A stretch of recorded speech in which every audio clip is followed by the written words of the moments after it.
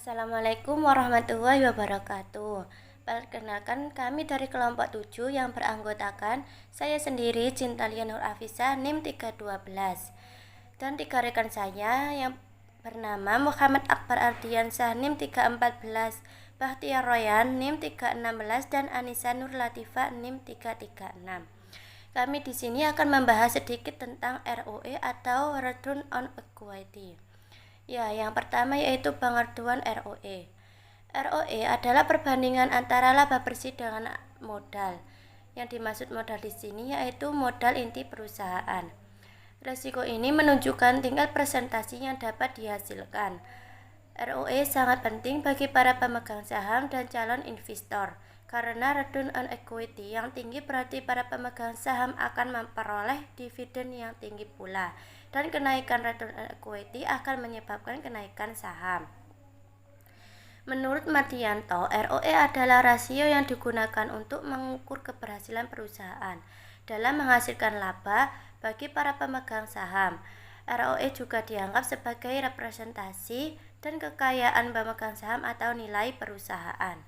Baik, selanjutnya akan dipresentasikan oleh teman saya. Selanjutnya rumus yang digunakan untuk menghitung return on equity, yaitu return on equity sama dengan laba bersih setelah pajak atau ekuitas. Selanjutnya faktor-faktor yang mempengaruhi ROE. Yang pertama, laba bersih. Penghasilan laba bersih seringkali digunakan sebagai ukuran kinerja atau sebagai dasar bagi ukuran yang lain seperti ROE atau earning per share. Laba bersih ini merupakan selisih dari pendapatan dan beban. Laba bersih biasanya dicantumkan pada laporan keuangan, tepatnya pada laporan laba rugi.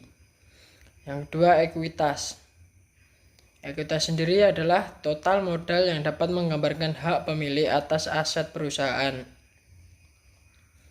Dalam sebuah laporan keuangan, ekuitas dapat kita temui di bagian neraca. Ekuitas ini merupakan selisih antara aktiva dan kewajiban yang ada. Namun ekuitas tidak dapat dijual atau tidak memiliki ukuran nilai jual perusahaan. Kemudian, manfaat dan tujuan ROE.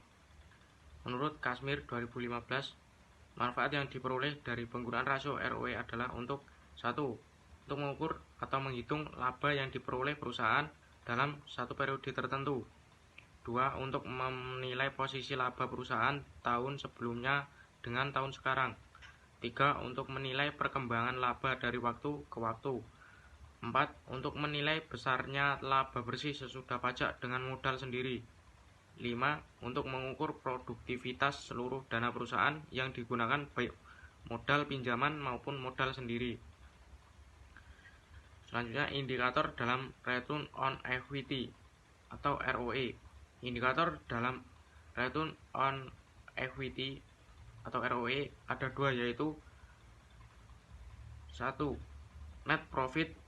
Net profit selisih antara jumlah keseluruhan pendapatan dan jumlah keseluruhan biaya di jangka waktu tertentu. Laba bersih yang diperoleh dalam tahun buku berjalan setelah dikurangi taksiran utang pajak. Menurut Jumingan 2014 141. 2. Modal saham. Modal saham adalah kumpulan setoran dari pemilik perusahaan atau pemegang saham. Modal saham meliputi saham preferen, saham biasa, dan perkiraan tambahan modal disetor. Menurut Jumingan. Baik teman-teman, di sini saya akan melanjutkan menyampaikan materi tentang contoh atau cara menghitung return of equity atau ROE. Nah, di sini ada sebuah perusahaan yang bernama PT Tiga Raksa yang bergerak di sektor konstruksi, di mana berdasarkan laporan keuangan yang diterbitkan pertanggal 30 Desember 2019, PT Tiga Raksa memiliki rata-rata laba bersih setelah pajak sebesar 800 juta dengan ekuitas para pemegang saham sebesar 500 juta. Maka untuk menghitung ROE-nya adalah laba bersih setelah pajak dibagi dengan ekuitas, yaitu 800 juta dibagi dengan 500 juta, yaitu 1,6. Kemudian kita jadikan persen dengan cara 1,6 dikalikan dengan 100, yaitu hasilnya 160%. Jadi hasil ROE PT Tiga Raksa pada tahun 2019 adalah 160%, di mana rasio ini termasuk besar bagi suatu perusahaan. Selanjutnya, ada beberapa contoh perusahaan yang memiliki tingkat ROE yang tinggi tahun 2021. Yang pertama, PT Siwani Makmur Tbk atau SIMA dengan angka 1144%. Yang kedua, PT Sidomulyo Selaras Tbk atau SDMU dengan angka 354,06%. Yang ketiga, PT Unilever Indonesia Tbk atau UNVR dengan ROE di angka 151,77%. Yang keempat, PT Matahari Department Store Tbk atau LPPF dengan ROE 76,80%. Yang kelima, PT Indosat Tbk atau ISA dengan ROE sebesar 63,96%. Nah, itu tadi beberapa contoh perusahaan yang memiliki tingkat ROE yang tinggi.